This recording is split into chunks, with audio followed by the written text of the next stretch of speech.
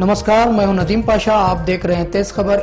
Nasimuddin Siddiqui Bahujan Samaj party के नेता के कार्यक्रम में मसूरी NH-24 पर ट्रैफिक जाम, अव्यवस्था, आरोपकर्ता की भेंट चढ़ा बासित प्रधान का होली मिलन समारोह। घर में घुसे कार्यकर्ताओं को खदेड़ने के लिए लात घूंसे चलाने से भी गुरेज नहीं कर पाए। मसूरी ढोलना विधानसभा से बहुजन समाज पार्टी के बासित प्रधान ने मंगलवार को होली मिलन समारोह का आयोजन किया, जिसमें बतौर मुख्य अतिथि पार्टी के पश्चिमी उत्तर प्रदेश प्रभारी नसीमुद्दीन सिद्दीकी शामिल हुए।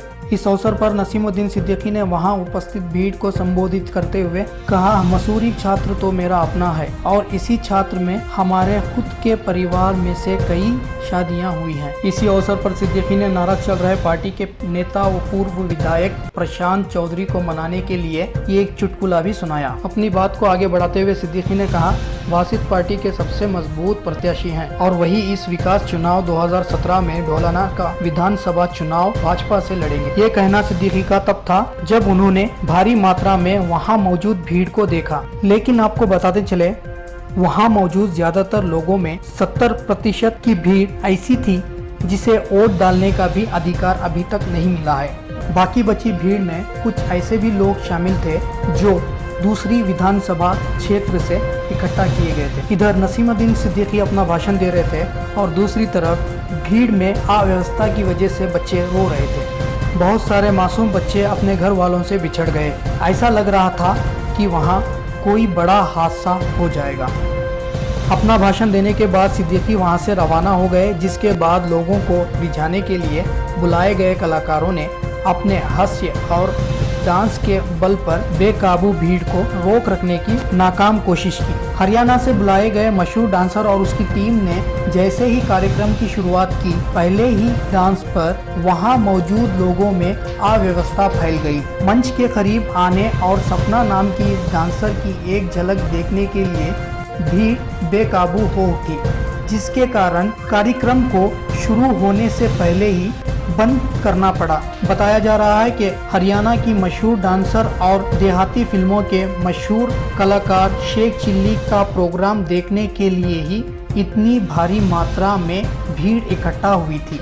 एक और कार्यक्रम नेशनल हाईवे 24 के बिल्कुल करीब में हो रहा था।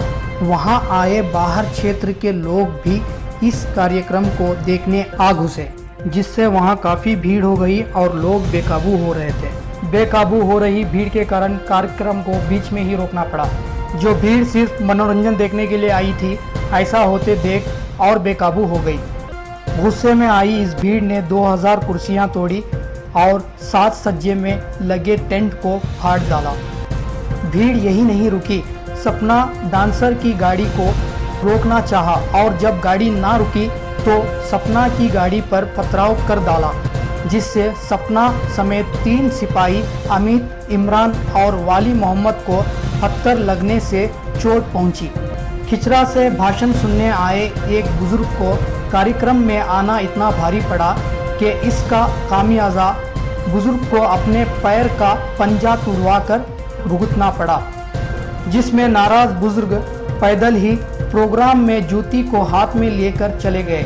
जाते जाते बुजुर्ग ने आयोजक को जमकर कोसा और वोट ना डालने की बात करते हुए लंगड़ाते हुए अपने घर चले गए। प्रोग्राम को बिगड़ता देख बासित प्रधान अपना आपा खो बैठे और जिस भीड़ को कई रोज से सोशल मीडिया के सहारे और गांव-गांव जाकर इकट्ठा किया था, उसी भीड़ को खदेड़ते हुए लात घूंसे और डंडे चलाने लगे।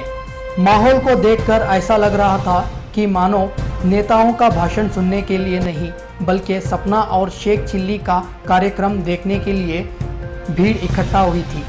सजावट में लगे टेंट को पूरी तरह से फाड़ दिया गया, जिसमें टेंट मालिक को करीब 3 लाख तक का नुकसान हुआ।